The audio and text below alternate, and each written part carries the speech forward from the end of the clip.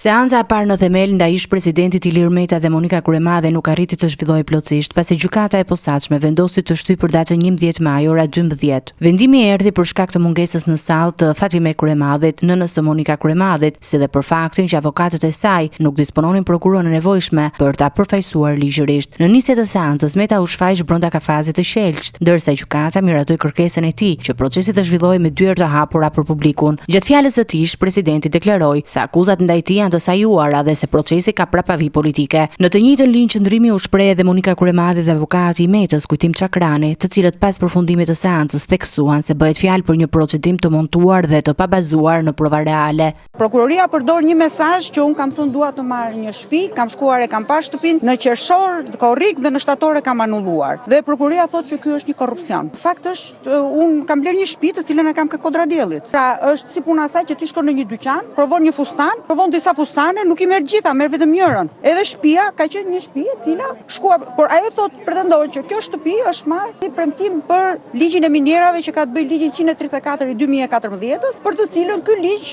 e para një shtëpia nuk ekziston, por e dyta dhe ligji është vendim kolegjial, nuk është vendim personal edhe as përfitim ekonomik.